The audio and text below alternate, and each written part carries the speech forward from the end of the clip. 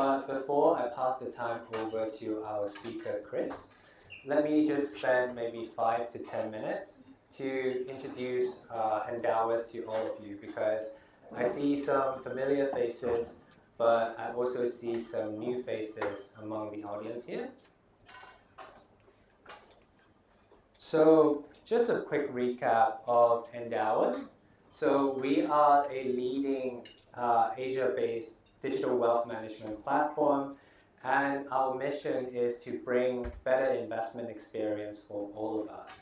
We bring our clients conflict-free advice through evidence-based investing advice, and also institutional access, as well as low fair fees. On the bottom of the slides, you can see some of our shareholders, including financial institutions such as UBS, as well as Citi and MUFG. Alongside, we also have Singapore government-related entity, EDBI, which is also our strategic shareholder as well. And we bring our clients a goal-based investing approach. And what we do is, through our platform, you can holistically asset allocate according to your personal goals and also your personal liabilities. On the slide here, you will see an example of what one person's personal liabilities may look like. You can invest according to your personal goals, whether it is for short-term cash management or long-term retirement or anything in between. You can choose the appropriate risk profile for different types of goals, and also you can manage all your short-term to long-term liabilities on one single platform. And here is a list, and it's not a full exhaustive list, but some of the wealth managers, the asset managers that we work with in the market. We work with the world's largest asset managers like Thornburg, and we bring the best-in-class strategies and funds and make them available to all of our clients. As you can see, our solutions range across money market, fixed income, equities, as well as private markets and hedge funds. So our clients can invest across all these different asset classes, no matter if you are a retail or a professional investor client. And we also bring our low and fair fee model to all of our clients through our fee-only access model. And we do not charge any transaction-based fee, meaning that when you invest on Endowus, we do not charge any subscription fee upfront. On top of that, we are not a deposit bank, which means that all of your investments are safeguarded by our partner bank, HSBC, which is safekeeping all of your assets and cash. We also do not take any trailer commissions from our third-party asset managers, and we are independent in the sense that we give you unbiased recommendations on all of your investment needs. And this is an illustration of how a 1 percentage point difference in fees can result in huge difference in outcome over a long-term period. So last but not least, we provide our solution in all-in-one platform. You can access it via a web platform or a mobile app platform. You can access it whether you are an individual, a family office, a professional investor, or even institutional investors in charities as well. So the mission of the company of Endowus and the name of our company comes from endowment investing for all of us, which is a model that we aspire, and we think that an institutional approach to asset allocation and investing is suitable also for individual investors and families as well. So without further ado, let me introduce our guest speaker of tonight, Christian Hoffman. He is the head of fixed income at Thornburg Investment Management and managing director as well. So let's give him a round of applause.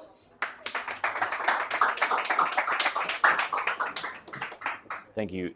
Let's see. Thank you so much for that warm introduction, and thanks to Endowus for staging this event. Fixed income investors, generally we get, this is the most stylish area I've ever seen, hosted for a fixed income event. Generally we get conference rooms, hotel ballrooms. We have a very stylish crowd in a very beautiful location, so it's pretty exciting for me. I think this is a good time to be talking about fixed income because, frankly, fixed income is probably more interesting than it's been in the past 15 years. We are coming out of a... Am I double mic'd or getting a little feedback? Sorry? Is this a microphone too or no? No, it's not. It's okay. Just checking the audio. We've lived through this great monetary experiment, called zero interest rate policy. And that created a lot of unintentional consequences throughout the world. But one of the negative consequences is you had a prolonged period where fixed income actually provided very low yield, and it was very challenging to get returns. That really came to a head in 2021, where let's see, can you get the feedback down a little bit? Where the high yield index, which is generally known for high yield, was yielding less than 4%. Today you can invest in a money market fund, you can invest really anywhere out on the treasury curve and get well in excess of that, without taking, really any risk at all besides interest rate risk and volatility. One of the big criticisms that came out of 2021 and 2022 was the fact that really no assets worked, in 2022. The 60-40 portfolio didn't work because both equities, and fixed income, fell in value, and really few things worked besides cash. And if you had access to, maybe drilling oil in your backyard, that worked, but almost nothing else did. So that sets us up today where fixed income can, again, for the first time in a very long time, provide income. It can provide ballast, and given that hangover and that severe events that we had in 2022 really reposition us, I think, for normalization. We'll talk to that today. I think the world is far from normal today. We just had a very interesting election outcome. We have a lot of contradictory indicators in the market. Credit spreads remain incredibly low, so the premium for taking risk is de minimis relative to history, while your compensation for taking a risk-free rate is actually better than it's been for 15 plus years. So that is an interesting environment.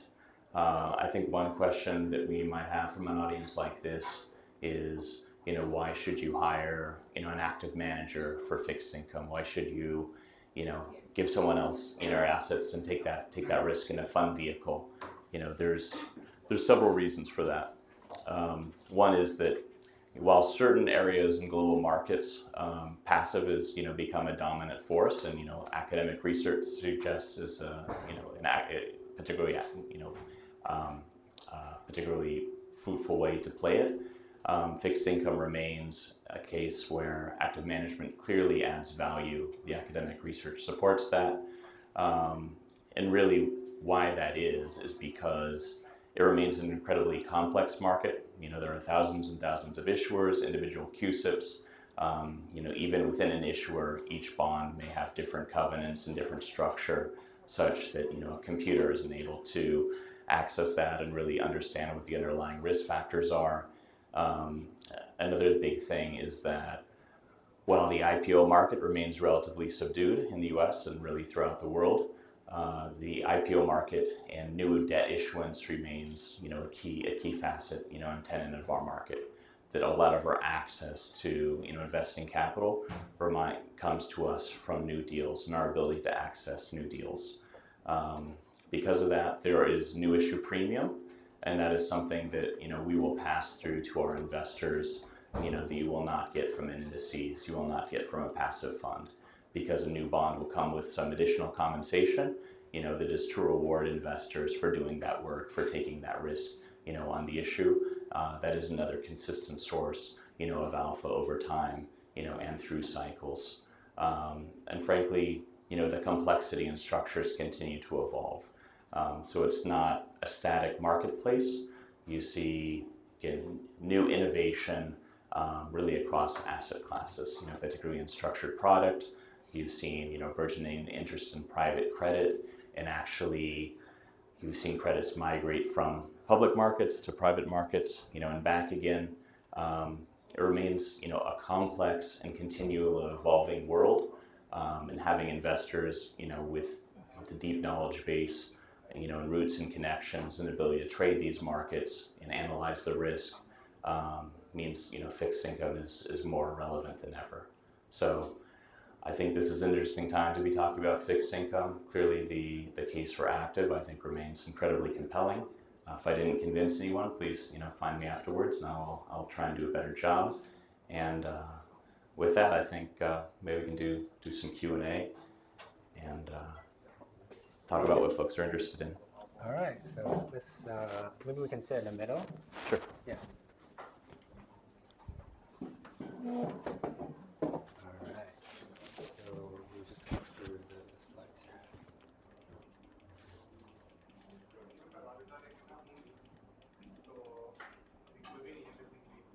Yep. Okay. So moving on to the next part, I'm going to ask a few questions before opening up the floor for Q&A. I'm going to ask questions on some questions that maybe I think on top of mind for many audience here. So to start off with, maybe I'll ask a question on the US election. With the US election results last week, what do you think the implications are for the fixed income market, especially when it comes to interest rates movements, as well as any opportunities out there in the fixed income market overall? Sure, it was I think a surprising and certainly a very, very close election. I think one takeaway that we should all take from this is that the polls continue to be inaccurate, and you would think that people would correct for the inaccuracies relative to the past. But we seem to keep having, really a lot of variance with the reality, with what the polls suggest. On the other hand, the emergence of betting markets and prediction markets have actually proved, very prescient and accurate. And I think we're going to see more money, drift to those markets, and actually markets react to the predictions, and estimates that you see there, and really downplay the results of polls. We assembled the investment team right after the election to get ideas from folks on the equity side, folks on the international side, folks on the fixed income side, to really try to discern what to make of the outcome and the risks and opportunities. I'll point out a couple of things for folks in this room. One is that Trump is really only the second president to have a non-contiguous second term, and that is important because I think the first term should not be viewed as an analog for the second term. The Republican Party is completely different than it was in 2016. In 2016, Trump came to the Republican Party as an outsider, as someone who is shaking things up, and someone who is really running his administration almost like a family business. So he installed loyalists, he installed family members. There was also a big learning curve, and I think a lot of mistakes made along the way, and he was seated within an existing establishment, of the previous Republican Party, over the last 50 years. The Republican Party has largely been remade in his image, since that time. He also comes with the experience of the previous administration, and instead of traditional Republican figureheads and family, he has now centered himself around Elon Musk and Peter Thiel, folks that have a strong libertarian bent, folks that are technologists, that are futurists, also have a keen interest in deregulation and government efficiency. So all these things suggest that the next 4 years are likely to be quite different, than what we saw in 2016 to 2020. The one thing I think I would caution folks on is folks who say, well, the talk about tariffs and trade and those tensions, he doesn't really believe that. he's just playing that up because, it's a key talking point. I think he may be overstating his zeal around some of those points. But I think he believes that, that was pretty clear in the previous term. He's talking about reinstilling Lighthouser in that post. So I think the market has chosen to really focus on, particularly in equity markets, Trump trades, things that are likely to do well under this administration, and is probably downplaying the risks. Some of those trade tensions and volatility, which you should remember was the key driver and factor in volatility in risk markets for, over 12 months, during that previous administration. As it relates to fixed income, as Trump was gaining, a lot of velocity in the prediction markets, you saw that rates were selling off, right? And people became kind of fearful about bonds. That had to do with potential inflationary tendencies. It also had to do with this idea that Trump would be a big spender and we would not have fiscal discipline. I think this also lacks some imagination. Trump comes from a background of television, of reading the room, and appealing to a large audience. I think the public is growing, increasingly concerned with the lack of fiscal austerity, and neither party has expressed any interest in dealing with it, over the last 20 years. I think just talking about a smaller government and some fiscal austerity would really do a lot to calm nerves in the bond market, and I think that's more likely than not to happen. And I think part of that's been priced in as well, where you've seen rates really spike and then start to normalize and calm from there. Thank you very much. And maybe switching gear a little bit to focus a bit on the Fed. We have seen Fed cutting interest rates by 50 basis points earlier this year, and last week they further cut it by 25 basis points. So what are your expectations on the Fed interest rate trajectory going forward? And also kind of a fun add-on question as well. Do you think Powell can be removed by Trump in the near term as well? So hopefully people in this room do not actually watch the press conference from the Federal Reserve. Hopefully people in this room are not trading bonds either. I think it looks like you have a lot better things to do, and I certainly hope that's the case. Can leave it to sad folks like me who can do that for 12 hours a day.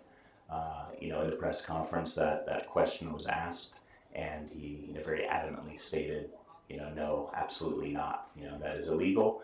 You cannot ask me to stand down. That was widely reported. I think something that was less widely reported was that right before the Fed statement came out, there was a leak from a senior official in the Trump administration saying that Trump didn't really have a desire to force Powell out, that would create volatility in an already volatile environment, and it was unlikely to press on that. I think the fact that was leaked right before all eyes were on the Fed was very deliberate and intentional. So I'm not worried about that, although Trump loves fiery rhetoric, so I think you could have some fiery rhetoric, but I think the chances of that happening are, about zero. And what about the Fed rates going forward in the next 12 months maybe?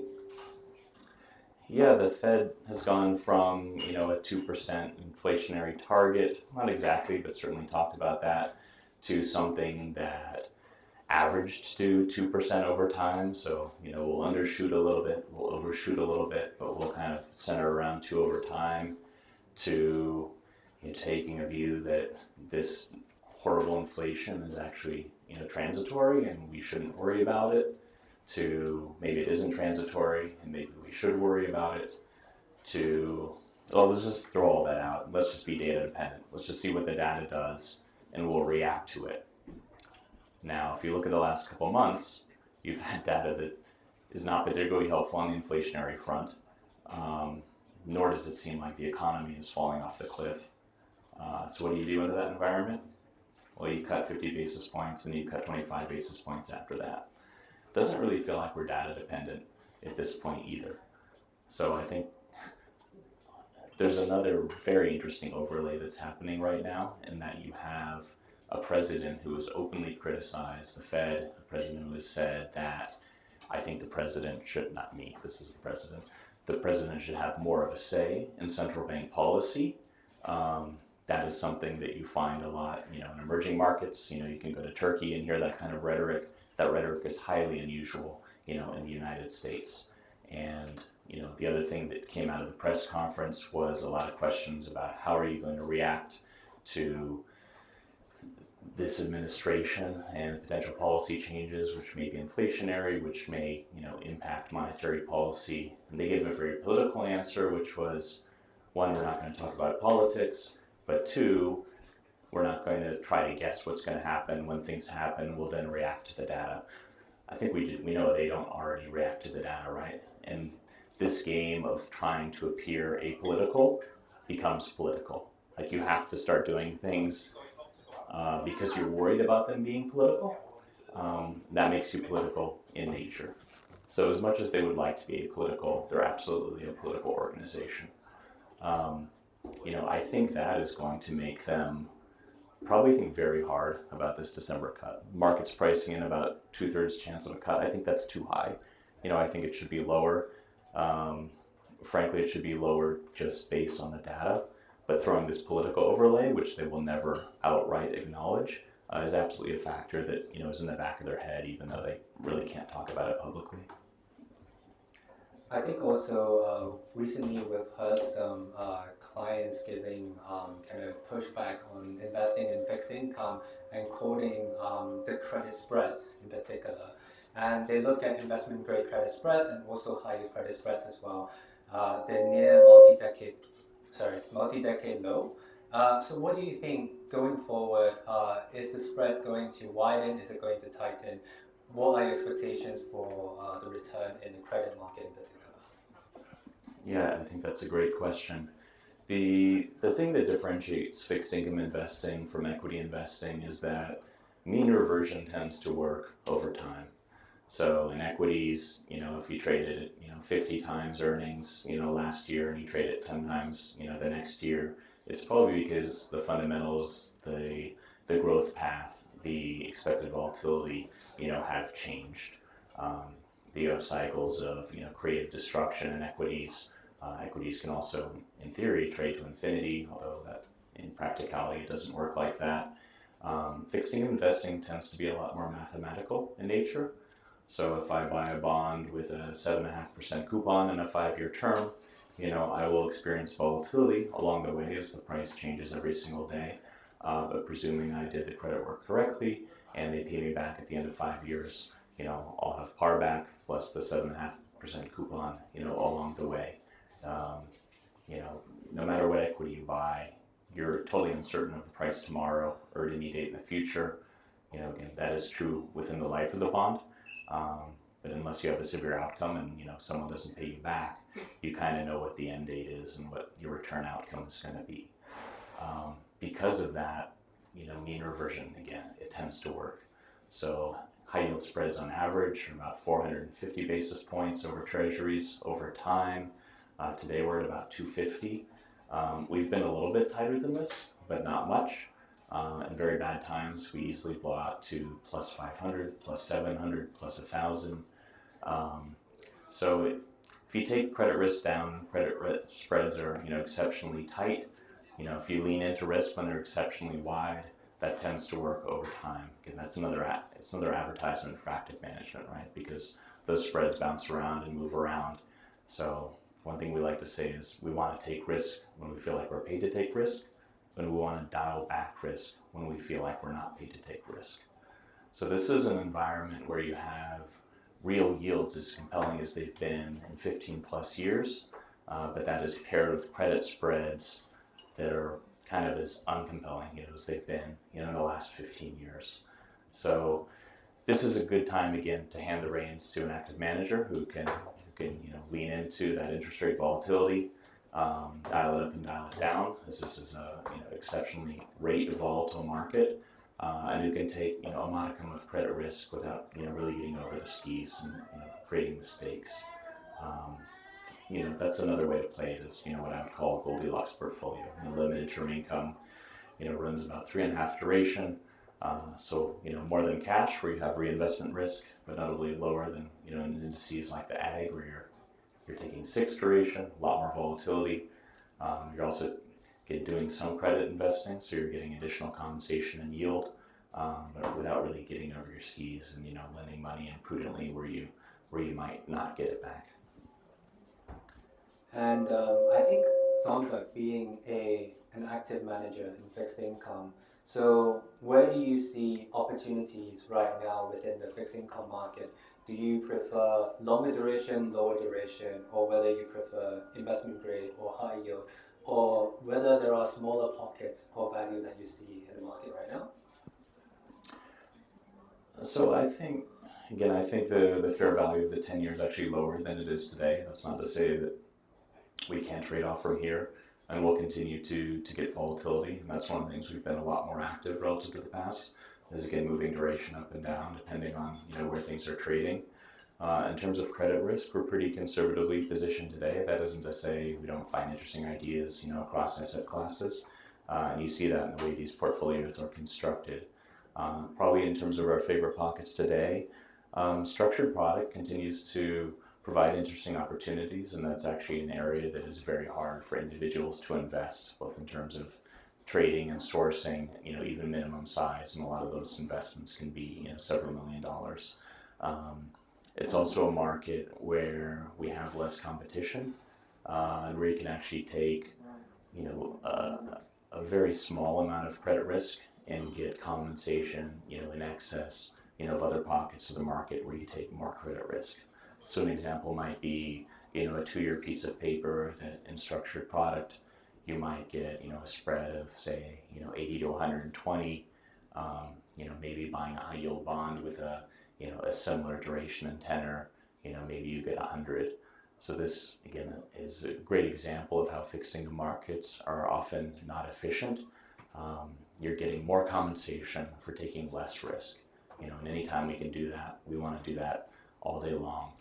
I think plain vanilla agency mortgages is an area that if you talked to me 5 years ago or 10 years ago, or really for the past 15 years, we would have said, hey, that convexity isn't great. No, sorry to talk about convexity in such a beautiful place. I apologize.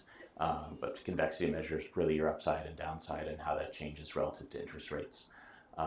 So generally the risk that you take when you buy agency MBS is poor convexity. That you have downside risk, but you have very little upside potential, and in compensation for that, you get some additional income.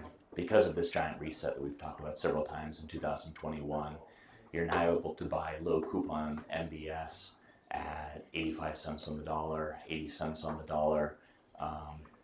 Because of the structural anomalies of a zero interest rate world, you've actually solved the interest rate and convexity problem. That's historically a structural problem that you can't solve away. Now that's on the menu. Now you can buy that. So now you have an amazing convexity profile, and you're getting spreads that are actually wide relative to history. It's one of the few, sub asset classes within fixed income. Most of them are, towards the tights, where you're at average or even better than average levels. So that's, I think, a pretty compelling place to put capital as well, and it will really benefit from lower interest rates, which is what we expect over time. Thank you very much, Chris. And since you mentioned about the limited term income strategy a bit earlier, could you maybe spend just a couple of minutes to give us an overview of the strategy and kind of the philosophy and also the investment objective of the strategy overall? Of course, we run that broadly between say 2 and 4 in terms of duration. This is a little bit of an unusual spot within the marketplace. The ag runs about 6 plus. If you're running cash or money market, you're running something closer to 0. So it's a product that is a bit long for a short category. It's a bit short for a long category. And is actually a place that we found, is actually prudent and, a good place to compete. Again, we talk about you extend on the risk parameter and you get additional levels of compensation, but those levels aren't uniform, right? So you might get a lot more compensation from here, and then maybe just a tiny bit, going out further than that. So again, I kind of am referring to this portfolio as a Goldilocks portfolio, particularly at this place in time, where you're not taking too much duration risk, you're not taking too little. It's also, more interesting than kind of a boring treasury portfolio, because it is, truly an investment grade portfolio. So you're getting, again, access to structured product, to corporate credit, but really the highest quality within there. So you're also in this environment where you're not getting paid a ton to take risk, can also kind of a sweet spot, not too much credit risk, not too little. I think another differentiator from, an individual just buying bonds and why it makes sense to buy a fund is that you're getting access to hundreds of CUSIPs, when you buy a fund like this. One of the things about fixed income is that you make your money by minimizing or reducing your mistakes. So if you buy one bond or 10 bonds, if you get one wrong, your performance is pretty much shot. And I just point out that both of the funds that we offer to you in this wrapper, both have notable positive performance for the year. If you started the year and bought a 10-year treasury, you'd be looking at a negative total return. So structuring the portfolio, having diversity in terms of CUSIP sizes, but also across asset classes, really can provide value. Give you a very different experience, and I think give you much better potential to sleep at night, because there are a lot of things to worry about, but your fixed income allocation shouldn't be one of them. Thank you very much, Chris. I also once heard someone telling me that when it comes to managing a stock portfolio, it's about picking the winner. But when it comes to fixed income investing, it's about avoiding the loser or avoiding a company that will go default. Absolutely. Yeah. So this event is as much about all of our clients as well. So we're going to open up the floor right now to see if there are any questions on the floor, and feel free to ask any questions to Chris or myself.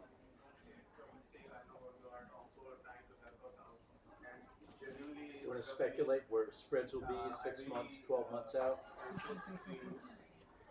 So I don't have a crystal ball. Hopefully after this event, I'll get a crystal ball with a gin and tonic in it, and we can chat further about that. But you didn't ask this directly, but I think it's an important thing to talk about, and it's going to get a little wonky here. But some people make the argument that the quality of the fixed income market is much higher relative to the past, and that should justify very low spread levels. Now, I will push back against that completely. The quality of the fixed income market, the high yield market today, is exactly the same as it was in 2021 in terms of by rating bucket. 2021 actually wasn't that long ago. It was 3+ odd years. We also had very low spreads at that period of time. Having a higher quality caliber high yield market, in 2021 did not prevent that market from blowing through 500 spread multiple times, which is almost double, where it is today. So running a duration of 3 to 4 on the high yield index, you double from here to 50, you're talking about, 7 to 10 points of, price declines. Now, again, that's not the end of the world, but again, I'd reinforce that point that you want your fixed income portfolio to not keep you awake at night, to provide income, to provide ballast. So I think the potential to tighten from here it's certainly possible, but again, what are you going to tighten? 10 basis points, and you could easily blow out, several hundred. So my base case, again, looking into the crystal ball, is notably wider credit spreads from here. We don't have to have the economy falling off a cliff. We don't have to have a horrible geopolitical event. I think you just have to have a little bit of fear or uncertainty for market to price all that forward uncertainty into the present market and kind of say, hey, we're not really getting paid for risk right now, and maybe we should. Also, investment bankers have a talent for finding overpriced pockets of the market and dropping an unlimited amount of supply until that starts to price correctly. And it takes a little bit of time for that to play out, but that's certainly something that you'll see as well. This guy wants to ask a question. No? Thanks very much for your talk. Many of us, I guess, or some of us might be holding fixed income that we got pre-COVID and still waiting for it to recover. But now after the elections, it's kind of moved away from fixed income a little bit and gone to crypto. So for us who are still holding that on a more holistic level, and I know there's a whole lot of interest rate things happening, what would be your comment on, for us, might be a good strategy, I guess, to kind of stay in fixed income, to switch away, either move away from our losses, or there's some good news coming, difficult business climate. So I think the question was, some investments in fixed income that maybe you made in pre-COVID, might still be in a loss position. Where should we go from here? And I'm not sure if that's on a fund level or an individual CUSIP level. If it's on an individual CUSIP level, at some point, again, you will have that crystallization, whether the bond, pays off and you get your cash back. Certainly there are tax considerations depending on your clients. If it makes sense to realize tax losses to reinvest them. It's a little hard to say without knowing the underlying assets and what they are. But at the end of the day, again, I think every day you have the ability to switch your portfolio, right, and to reinvest in the best possible holdings. So we do that at the fund level, that every day you kind of rebuy the portfolio and you say, hey, do I still want to own these things? What are the least attractive? What are the most attractive things? And I think encourage a similar mind frame there. I think there's absolutely a case for fixed income. I think there's a better case today than there's been for 15 years. To be very commercial, I would say I would encourage you to look at our fixed income offerings, relative to I guess whichever ones you might be looking at. But certainly, I think that scrutiny and self-awareness and ability to again judge for the most attractive opportunities is, I think, something we all face every day.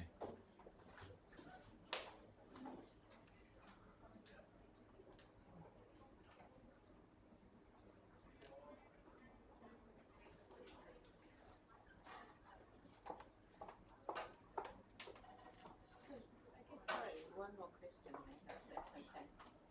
So there's a whole lot of look at the crypto market, and crypto and fixed income is so totally different. Do you ever think that there's going to be some kind of aim at, for people who want to be in crypto, but possibly a little bit risk averse and have still got their foot in the kind of fixed income world, there might be a kind of look or a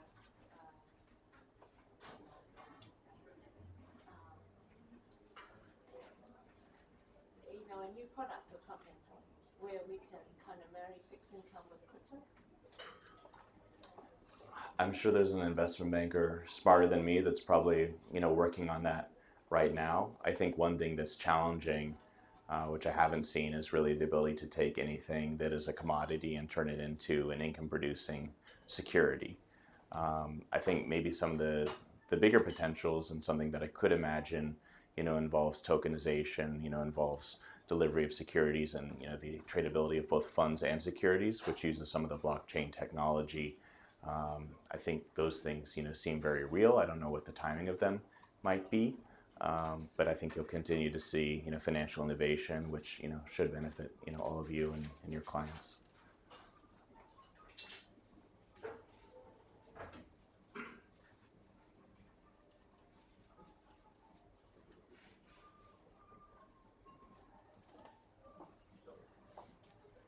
If you have any questions, Chris will also stick around for a bit after the presentation.